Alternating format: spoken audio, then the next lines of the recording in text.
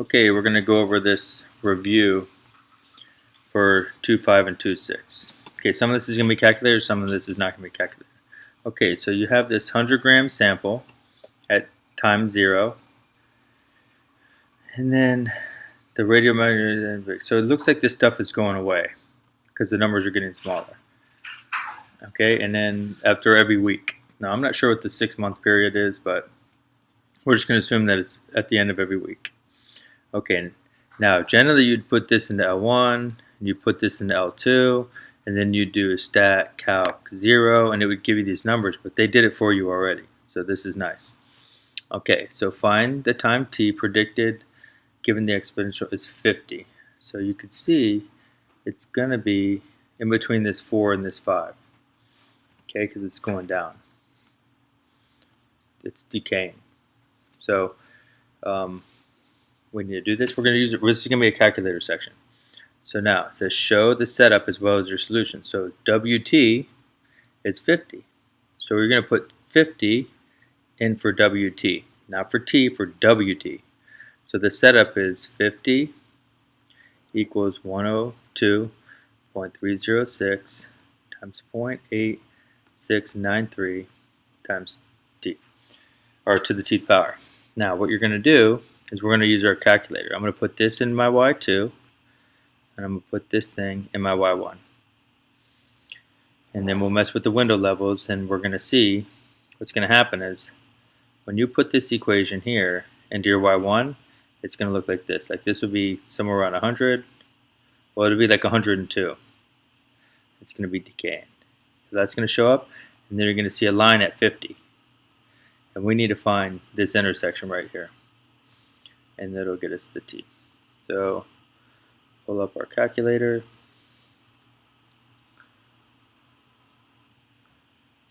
My Y equals, get rid of that. 102.306.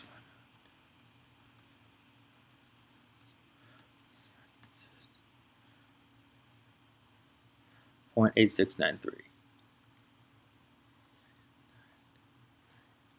Close and raise that. So I hit the caret button and I go to X. So X is like the T. And then my Y2, I'm going to put 50. Now when I go to my window level, okay, -8 is fine. I already know the answer is going to be somewhere in between the 4 and 5 just by looking at this table. When week 4 to 5, that's when it's going to hit the 50. So I could even take this down a little bit to like 8 if I want. Now I have 0 for the Y min, and the Y max, I'll just put it at 100.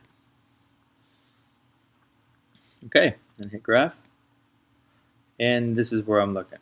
Now if it'd be better if I just put this X min at 0, because I don't want to see when the time is outside of that. And I'm trying to find this intersection right there. So to do that, you hit second trace, which is calc. Go down to intersection, hit enter. Now I'm going to take the thing over here.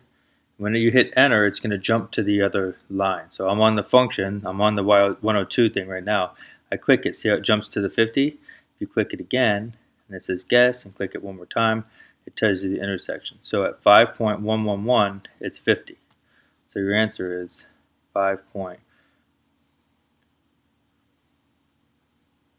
Seems like it shouldn't be that far. Maybe that was a 4. Maybe I misread it. Hold on.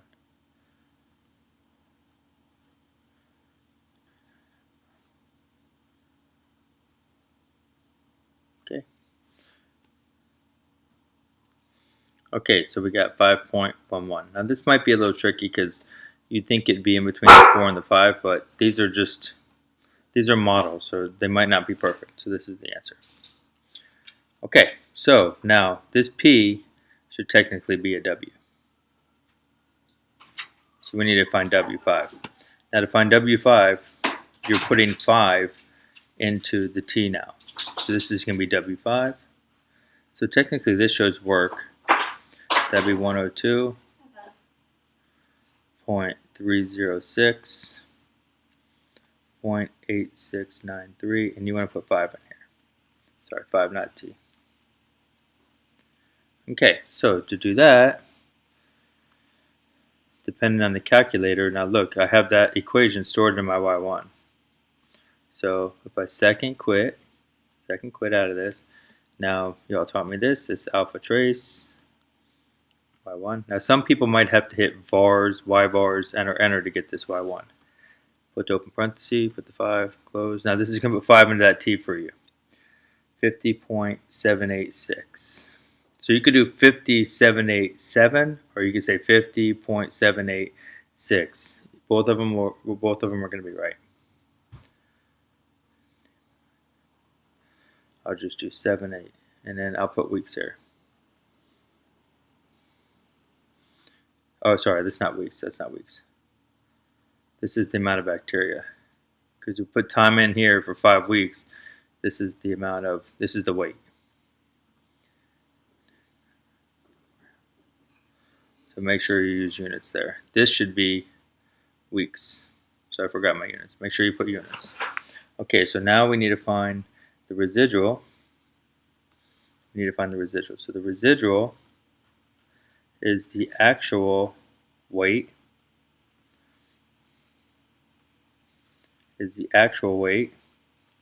Minus the predicted weight. Okay, so the actual weight for 5 is 44.2 grams, minus the predicted weight is 50.787. So we'll do that.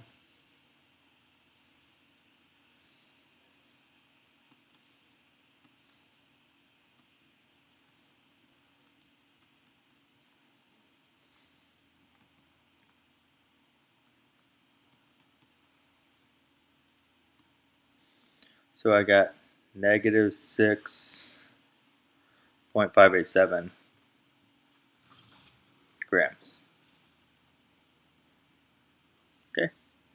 All right, let me raise this up a little bit. Okay, now it says, is this an overestimate or an underestimate? Explain the reason behind your answer. So on the regular graph, this was dropping.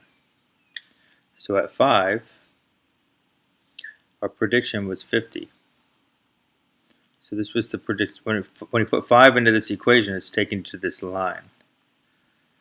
787 grams. The actual is, this is the actual right here. So this thing must have been under it. So the actual was under, the prediction was over. So this is an overestimate. Why? Because the actual weight at t equals to 5 is below the prediction.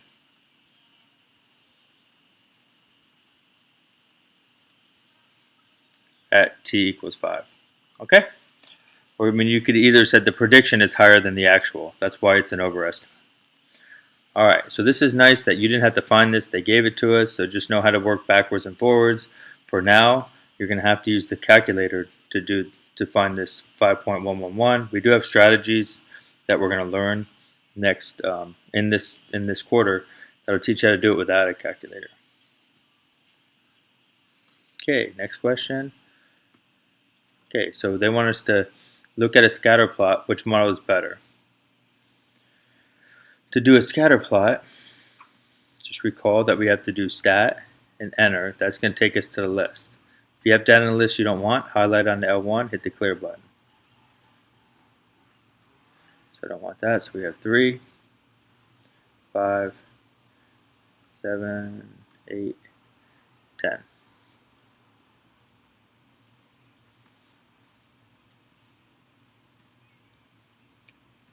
Okay, so I put the data in, I double checked it to make sure we were all good. And now, this is how you make a scatter plot. Look at the scatter plot on your calculator. So what you're going to do is go to the stat plot. Second y equals. I have to make sure one of these are on. So I go into it, turn it on. That's the scatter plot. My data is in L1 and L2. So then we hit the zoom and the 9 button. Okay, that's from the last problem, so I don't need this anymore. Zoom 9. So might have a little bend in it. Let me see where we're off to. Okay, so we're just going to go with linear for that. Go with linear. Might have a little bit of curve. It's definitely exponential. You might have a little argument for a quadratic, but if you go further, we know they want linear because it's a plus bx. So we're going to go with linear. Okay, so now we need to find y6. So to find y6, we have to run the equation. So to run the equation, we have the data in, you hit the stat button. After you hit the stat, you want to go to calc, which you need the arrow to the right. And then there's 2 linears, but we stay away from 4. And for this stuff, we do 8. Okay, good. Now we come over here. Now, some calculators, it's just going to be like lin reg. It's going to say lin reg, and you do this. Like if your calculator just says lin reg, you're going to do these steps. I'm going to do it the long way this time. Vars, over to y vars, enter. Now y1 pops up there. So what that means is that when you run the linear, it's going to put this equation right here into your y1. So now we hit the down, calculate, boom, there's your equation. So negative 23. So this is going to be y equals negative 23. I don't have it where I could just see it the whole time. 6, 7, 9. This thing's increasing, so it should be a plus. Okay, my b, 8.409, 8.409. This is times x. Now they say y is 6, so we need to put this 6 into that x right there. And then in my case, we're going to do y1 of 6. We do not want any round off error. So you can't literally type this thing in and type this thing and put the 6 in there. You have to do it this way through the calculator. Okay? Because if you hit y equals, see how the equation's there and there's no rounding? So that's what we want to do. So you could do the table and go to 6. It's 26,775. Or you could do the alpha trace, get my y1. Okay, who do I want? 6. In this case, there's no round off error. 26,775. 26,775. 26,775. And what are we predicting? Wave speed, so this is going to be meters per second. Now you could ask, well, why did I need a round? I rounded. If you didn't round and you put 774, you'll be good too. Okay, if you're looking to validate your choice by looking at the residual plot, what would you hope to see? No pattern. Or random scatter.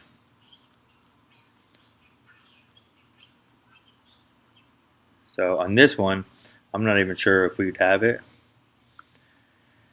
I mean, I could see, here's the residuals. You don't have to know how to do this, but I'll make it real quick. Let's click that. Let's store this in our list 3. I can make a residual plot just for fun, but this thing might have a little pattern to it because it was a little suspect. Yeah, see, there's a pattern, so this might not be linear, might not be the best here. But they wanted us to do linear, so we did linear. This is probably a quadratic. This is probably a quadratic, you know, if we really looked in depth at it.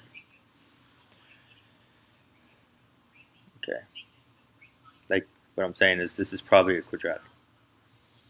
Probably not linear. Because we'd hope to see no pattern. I just made it and saw a pattern. So, okay, now this is going to be no calculator. Okay, so the table was the end. Okay, so the end is common difference, successful terms. Okay, so they give you this thing here, but really you should be looking at it like we did in class, which is a of k plus d n minus k. So this is where we're going to start from, and then we're going to end up with this thing. Okay, so we want to put our farther output in. So this is 43 equals, now this is going to be this 11. I have these two things in, 43, 11 plus D, and then the N for that is 11. The N for that is 7. So now we have 43 equals 11 plus D times 4. Subtract the 11 over. That's 32 equals, that cancels, 4D. So 4 times what gets you 32? Divide the 4 over, you get D equals to 8. Okay, now you have to put it, the answer wants it in this term. Okay, so we need to find out what the initial term is. We have to find out what A0 is.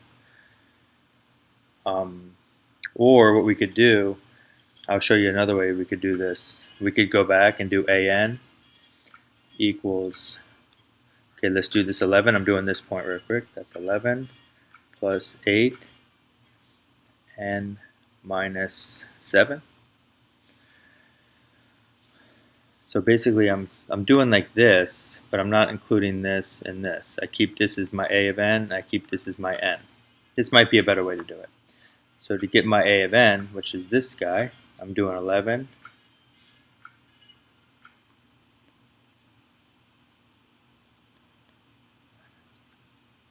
so I distribute this out.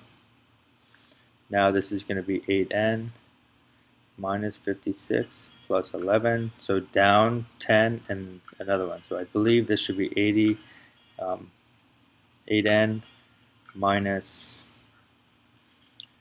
okay, that'd be, I'm going down 46, 45. And you could write it like this. That's the answer. So it's AN equals negative 45 plus 8N, or you could write it like that. Either one is fine. Okay. Use the model in part A to find T. Okay, so now to find T, I just have to plug 10 into these guys right here. Okay, or you could use this one up here if you want to. You could use this one, or you could use this one, you could use this one. Anyone's good.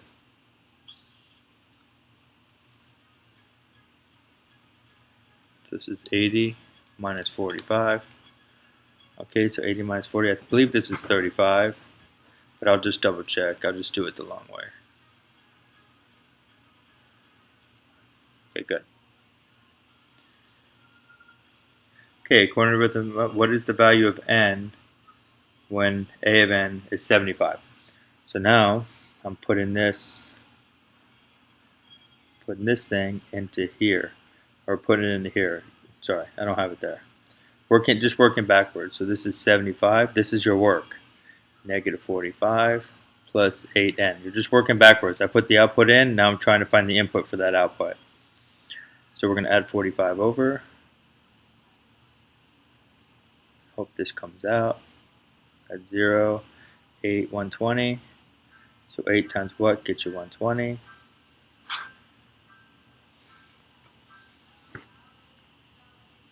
So 8, 120. So 1, 8, 40, 15. So N is equal to 15. You could also do, if N is 8, you could say, you could go 12, up 8. See? 51. At 13, up 8. At 14, up 8. It's just going up 8 every time. That's another way you could do it. Okay. And the last one, first one's no calculator. No calculator, no calculator. So they give you a geometric, they tell you this shape here. Now generally, if they asked you to find this thing, you'd put, this is like an exponential. You put this in list 1, and this is list 2. But you don't have a calculator, so we have to do it by hand. Use the given data to write 2 equations. Okay, 2 equations. So you have to write this you have to write this thing twice with the values that they gave us. So 1 is going to be 81 equals AB to the 4. And the other one is going to be 3 equals AB to the 1. See how it works? Those are your two equations. Okay, now to find the values of A and B, the first thing you need to do is you need to solve for A. Okay, you want to solve for A, and we're going to do that for this one. So if it's 3 equals AB to the 1, I need to get this A by itself. So I'm going to divide B. So A equals 3 over B. Now what you're going to do is plug that A into the other equation. This is substitution. Okay, so this is your A now. I'm going to plug that into that A right there. So now we have 81 equals A is equal to 3 over B times B to the 4. Okay, now remember there's a 1 under here. So this is going to be 81, 3B to the 4th over B.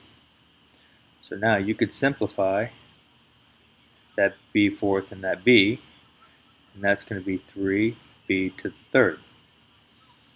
Okay? 3B to the 3rd equals 81. So now I have 81 equals 3B to the 3rd. Now you divide the 3 over. Okay, so you're going to have to be able to do this type of math. So that would be 3 and 81. That goes in 2 times, 21, 7. So that's 27. That comes out to be 27. These 3's cancels, equals B to the 3rd. Now you take the cube root of both sides. Now remember, you don't have a calculator. So what this is saying is, what three of the same number can you multiply to give you 27? That'd be 3 times 3 times 3. So B equals 3. So now that's how you find the B. Now, if you put that B into here, that's going to be your last step to find my A. So I'm not going to mess around with this one. This is your answer to this question, AB to the 4th. So you don't want to touch this stuff when you're doing your work. But I'm going to put that B right here. So then it would be 3 equals A times 3. Because B is 3. So I put 3 right here. So 3 equals A times 3. Divide the 3 over.